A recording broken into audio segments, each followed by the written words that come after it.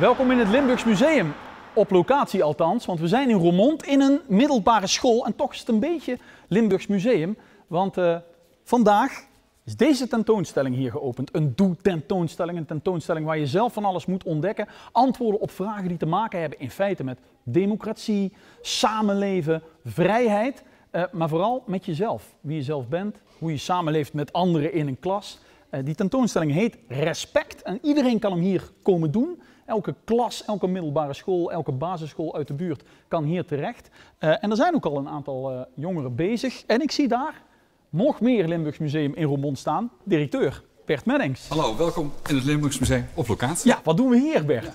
Nou, de tentoonstelling Respect is voor jongeren. En wat is eigenlijk de beste plek voor deze tentoonstelling dan op een middelbare school te presenteren? In de aula hier bij Nikkei in Roermond. Ja, want wat leer je op deze... Ja, wat leren klinkt zo belegen, maar wat krijg je mee van deze tentoonstelling? Het gaat over vrijheid. Het gaat over vrijheid van geloof, vrijheid van meningsuiting, vrijheid om jezelf te zijn. En dat komt in deze tentoonstelling op een hele interactieve manier aan de orde.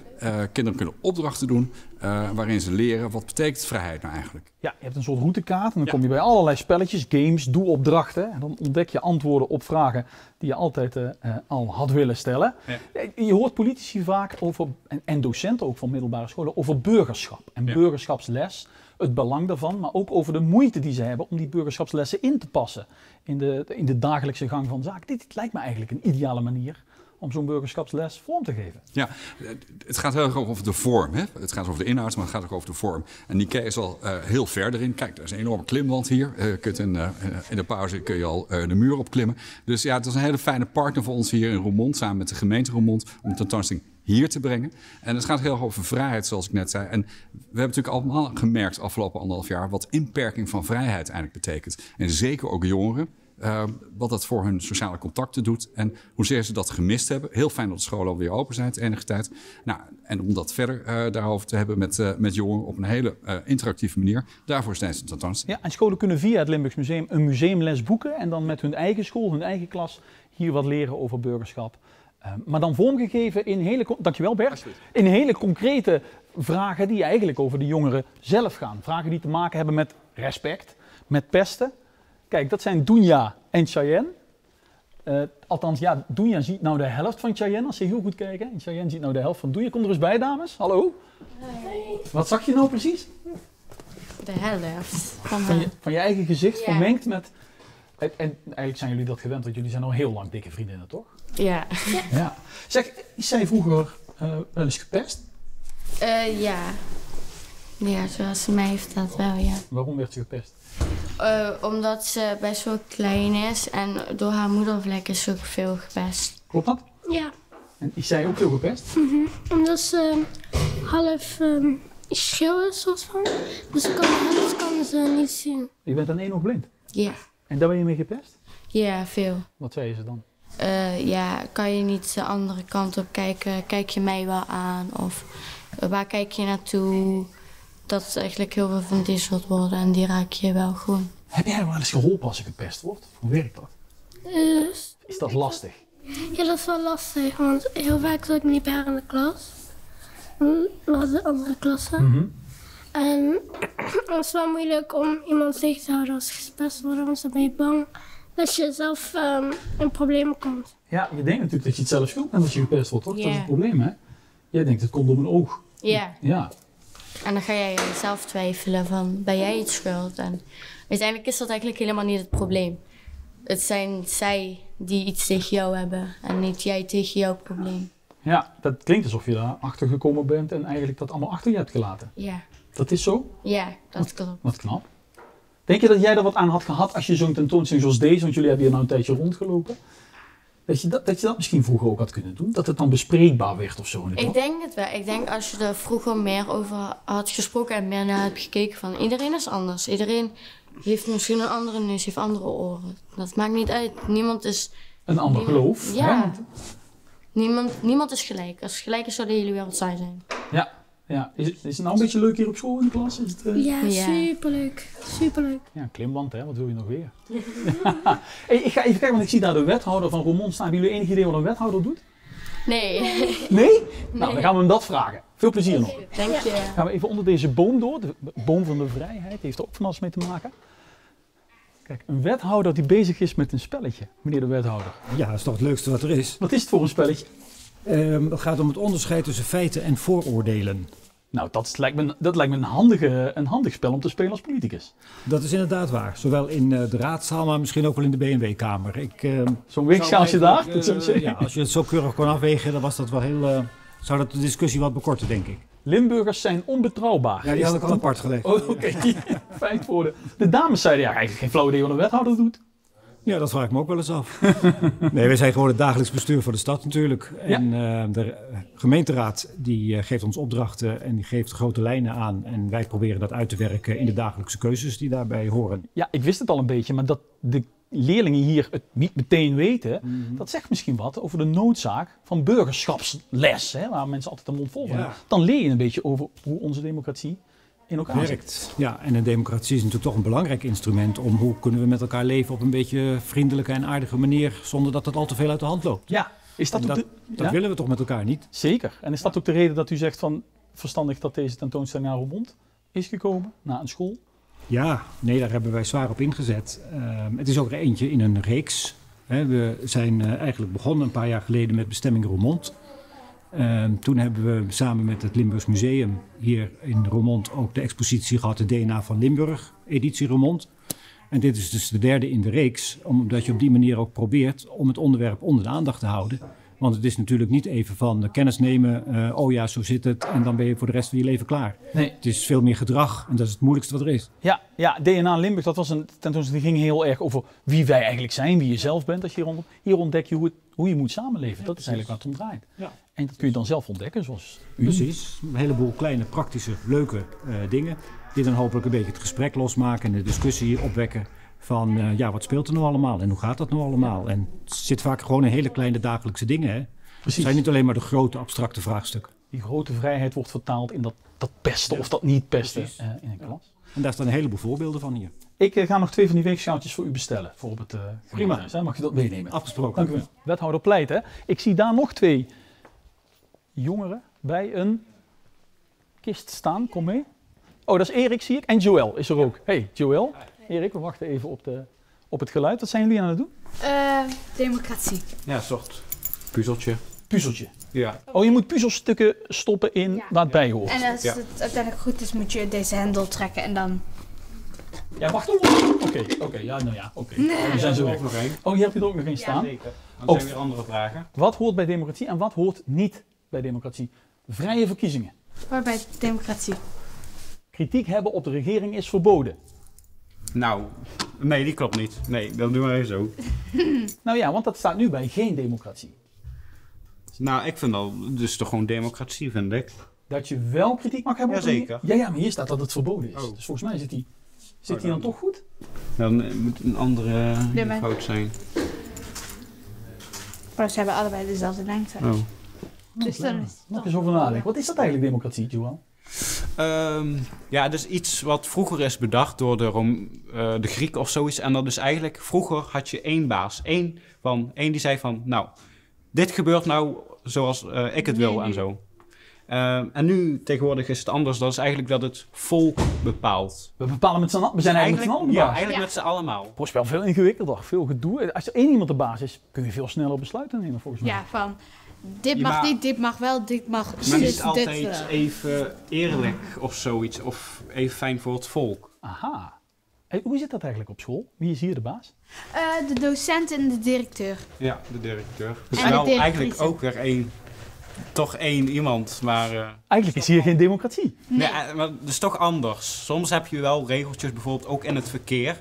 Heb je ook regels nodig, want als anders daar geen... wordt het één grote puinhoop. Als er geen regels zijn, dan zou het chaos zijn. Ja, dus democratie of vrijheid wil ook niet... Dat betekent niet dat je alles mag doen. Dat betekent dat... Nee, er zijn ook regels en wetten. Ja. Maar daar heb je uiteindelijk ook wel een beetje aan mee bepaald vroeger. Dus ja. Ja, in een democratie mag je samen niet... Je hebt gestemd op wie de baas wordt. Ja. Klopt. Dus eigenlijk heb je ook zeggenschap over de regels. Ja. Ik leer een hele hoop hier. Even eerlijk zijn, is het nou ook leuk? Is dit nou leuk? Ja. Zeker. Ja. Ja. En ik heb jullie niet betaald, hè? Dat nee. Ja. Oké, je leert hier wat over democratie, over vrijheid en over hoe het in een klas en een school eraan toe gaat. Ik laat jullie even met rust, want ik zie daarachter nog. Dankjewel, hè? Ja. En dan een geconcentreerde blik hier. Ja. Wat heb jij ontdekt? Dit is een soort van...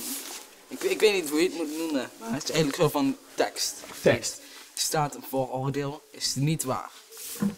Wat wel waar is, want het vooroordeel is niet waar. Dat klopt, dat is een voordeel niet waar. Ja, dat klopt. Een voordeel. Een vooroordeel is een mening. Dat klopt ook? Ja, dat vind ik wel. En wanneer je een oordeel geeft voordat je iemand kent, is dat een vooroordeel.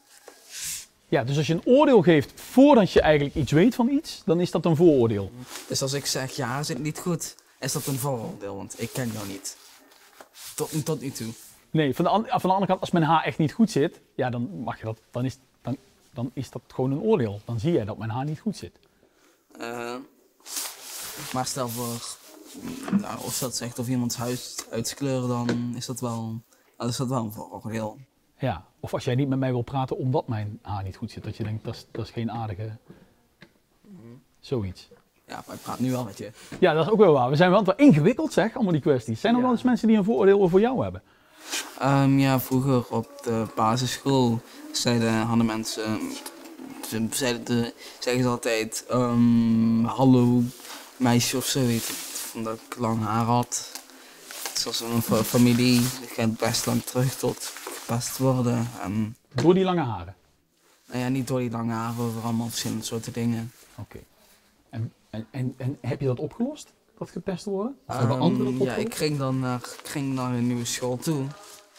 En mensen hebben dan eigenlijk zeggen ook mensen van die school toen dat was niet goed wat ik gedaan heb. Hij is snel weg van school gegaan. En als ik ze soms later tegenkwam, zeiden ze sorry of hebben ze zichzelf verbeterd. Ja, denk je dat ze er wat gehad aan zouden hebben als ze iets eerder geweten hadden wat nou een vooroordeel is en hoe dat met pesten werkt, wat je hier een beetje kunt ontdekken? Ja, ik denk dat dat dan wel eerder opgelost zou kunnen zijn, maar helaas is dat niet. Nee, daar hebben de jongeren nu wat aan.